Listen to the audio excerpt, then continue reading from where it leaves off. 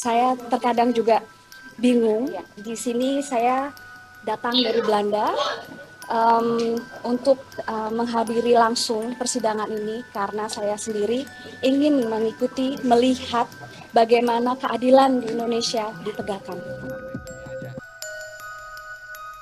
Jauh-jauh datang dari Belanda, sosok wanita cantik berkulit putih dan berambut coklat itu akhirnya nekat menampilkan dirinya di hadapan publik melalui konferensi pers.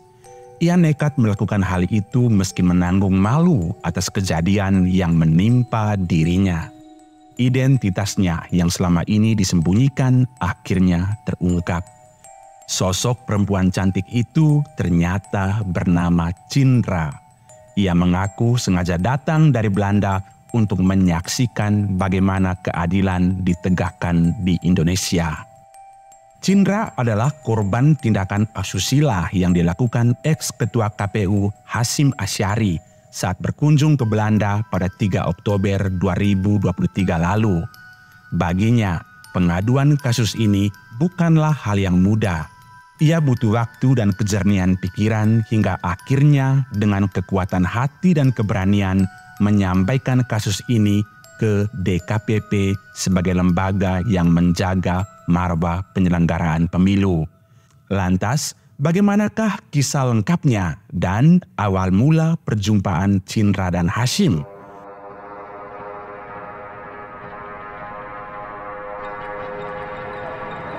Pertemuan Hasyim dan Cindra terjadi pada bulan Juli 2023. Saat itu ada acara bimbingan teknis yang diikuti oleh ketua dan anggota Panitia Pemilihan Luar Negeri atau PPLN di Bali, di mana salah satu anggotanya adalah Cindra.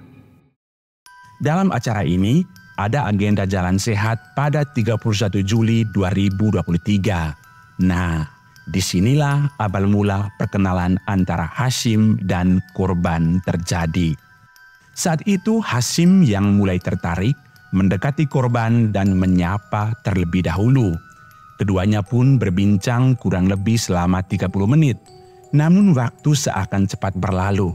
Hasyim yang makin tertarik meminta korban untuk menghubunginya atau japri melalui WhatsApp. Demikian bunyi salinan putusan DKPP pada Kamis 4 Juli 2024. Sebagai bawahannya, Cindra mengikuti arahan Hasyim untuk mengontaknya. Ia mengirim pesan yang pada intinya memperkenalkan diri. Selanjutnya, Hasyim membalas pesan itu dan menanyakan kesan terhadap pelaksanaan BIMTEK di Bali, serta menanyakan kapan Cindra pulang ke Belanda. Kejadian pun berlanjut ke Agustus 2023. Pada bulan ini, Hasyim mengundang korban untuk datang ke kantor KPU Jalan Imam Bonjol, Jakarta Pusat. Namun pertemuan mereka tidak terjadi. Keduanya pun bertemu di Cafe Habitat Jakarta, Kuningan, Jakarta Selatan. Dalam pertemuan tersebut, keduanya membicarakan seputar tugas PPLN dan penyelenggaraan pemilu. Sejak itu, komunikasi intens pun terus berlangsung hingga korban kembali ke Belanda. Hasyim disebut selalu merespon setiap story WhatsApp Cindra, mengirimkan pesan WhatsApp, dan melakukan panggilan WA dalam sehari terjadi sekali atau 2 kali dengan durasi 1 hingga 2 jam. Hasyim juga mengirimkan informasi bersifat rahasia. Informasi itu mengenai rencana agenda kunjungan ke luar negeri dan materi terkait BIMTEK di beberapa negara. Informasi itu dikirim melalui WhatsApp. Hasyim memberikan pesan kepada korban agar tidak membocorkan rahasia tersebut. Masih dalam bulan ini, Hasyim juga kerap mengajak Cindra untuk berjalan-jalan. Hasyim berencana mengajak korban jalan-jalan di sela BIMTEK yang nantinya akan diselenggarakan di Belanda. Dalam percakapan ini, Cindra juga meminta Hasyim untuk membawakan barang miliknya yang tertinggal di Jakarta. Ibarat gayung bersambut, Hasyim mengiyakan permintaan itu lalu mengirimkan pesan WA berupa rincian barang korban yang tertinggal berupa 1 rompi PPLN, 1 potong baju, 1 potong CD, dan 2 pak mie. Namun bagi Cindra ada yang aneh. Pasalnya, CD tidak termasuk bawaan Cindra yang tertinggal. Ia pun menanyakan hal itu ke Hasyim. Kala itu Hasyim menjawab dengan nada bercanda. "Oh maaf, keselip," katanya.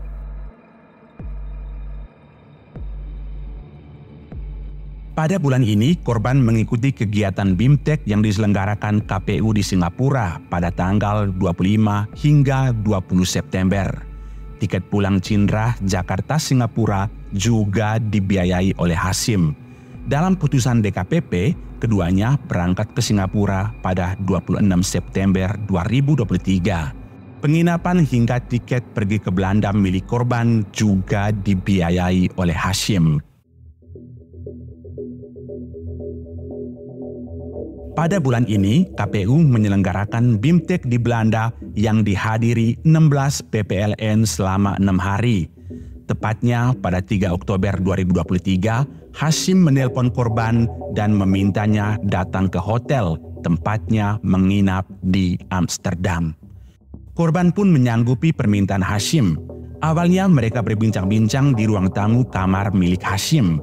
Sebagaimana pengakuan Cindra, Hasyim kemudian memaksa dirinya untuk melakukan hubungan yang terlarang itu. Cindra menolak permintaan tersebut, namun Hasyim terus memaksa disertai dengan janji akan menikahi wanita pujaannya itu. Maka selanjutnya sudah bisa ditebak. Kisah cinta terjadi pada malam itu. Dilansir FIFA, setelah kejadian malam tersebut, korban bahkan mengalami gangguan kesehatan fisik dan pada 18 Oktober 2023 ia memutuskan untuk melakukan pemeriksaan ke dokter. Komunikasi keduanya semakin intens, bahkan Hasyim disebut mengirim foto dengan caption "My Love". Kemudian ada juga pesan WA, "Pandangan pertama turun ke hati".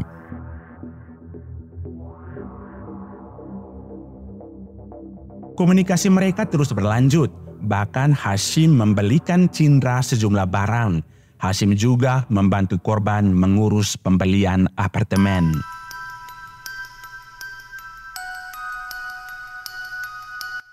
Pada bulan ini, Hasyim masih membiayai tiket pesawat Belanda-Jakarta untuk korban. Ia juga menyewakan 1 unit apartemen di Kuningan, Jakarta Selatan.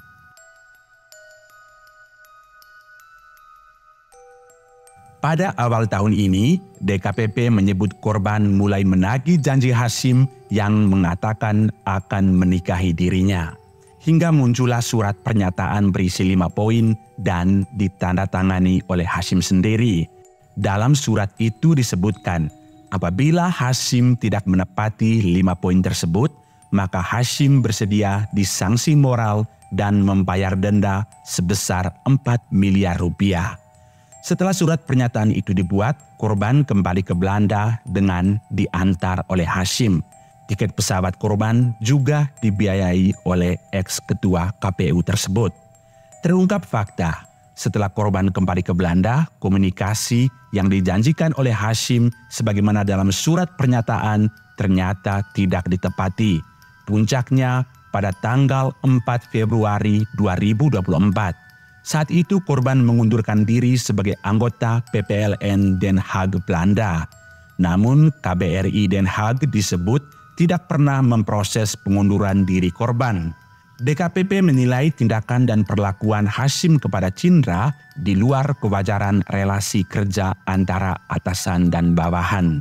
Dalam batasan penalaran yang wajar, tindakan dan perlakuan teradu kepada pengadu menunjukkan tidak hanya sekedar relasi kerja, namun ada hubungan khusus yang bersifat pribadi layaknya sepasang kekasih. Korban pun memutuskan melaporkan Hasyim ke DKPP pada 18 April 2024. Hasyim dilaporkan dengan dugaan tindakan asusila.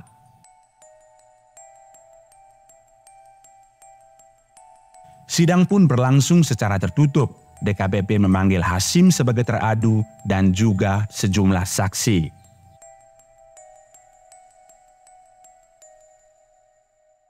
Setelah mendengarkan keterangan dalam sidang, DKPP pun menjatuhkan putusan terhadap Hasyim.